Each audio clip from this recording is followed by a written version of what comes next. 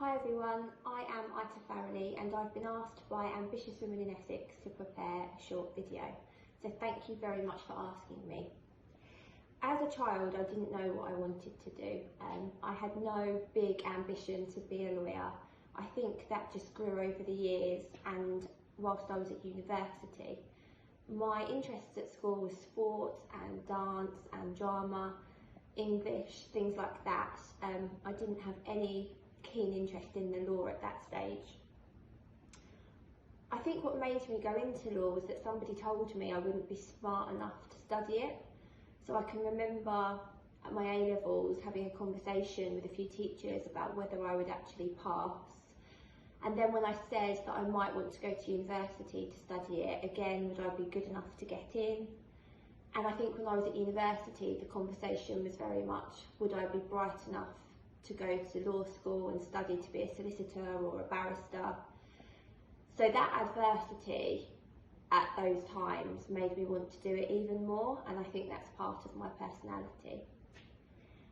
A typical day in my working life, there is no typical day. One moment I can be at one court in Essex, the next minute I can be at a court in Glasgow. There's so much variety to what I do. My job now as a judge is very different to my job as a lawyer.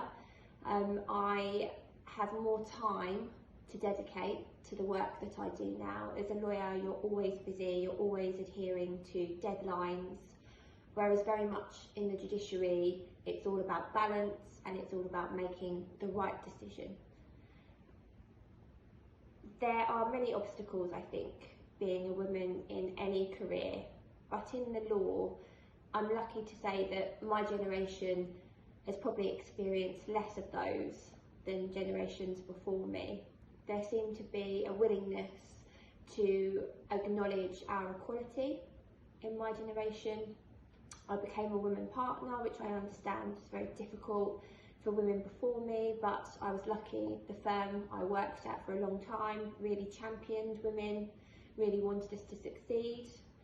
And in the judiciary, there is a great movement for equality and diversity and inclusion, and that's something that the judiciary are very passionate about. So although it is still an obstacle and one that needs much work, I'm lucky to say that it isn't as much of an obstacle as those who have experienced it before me. The changes that I would like to see implemented are in respect of diversity, inclusion and equality. As I've said, there is a real movement towards that in the judiciary. We are doing lots of outreach work where we attend schools and universities, where we try and educate the general public about what we do, why it's good to have a career in the law or the justice system, that you don't have to simply be a lawyer. There's lots of other opportunities out there, that becoming a judge at any age is a great thing to do, that it means that you are good at what you do, that should be celebrated, breaking down those barriers in terms of international work, in terms of women, in terms of protected characteristics, disabilities, all of those things. Those are the areas that I would like to see improved. And again, I think I'm lucky because I know that the judiciary are trying to do that, and they very much want to do that. So we are all very passionate about making that happen. My advice to enter a career in law is that you have to have a thick skin. I'm not sure at times that I do, which is why I think I'm equipped to say that you need one. There will be many setbacks, you will fail, you need to be resilient, you are not going to pass everything all of the time, certainly not at the standard that you want, because it is hard and it is challenging, and I think that's why it is so rewarding. So it's simply about having that dedication, commitment, determination, and looking at the bigger picture.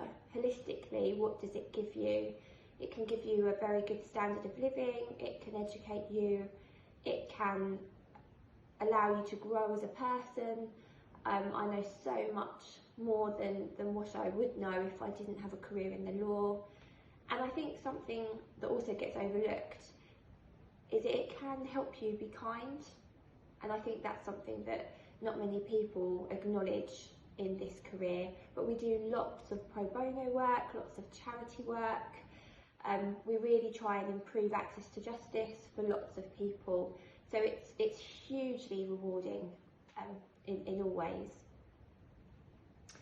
The future goals that I would like to achieve are to continue doing some international work, to continue doing work with equality and diversity, and I do very much enjoy the leadership side of the role that I do.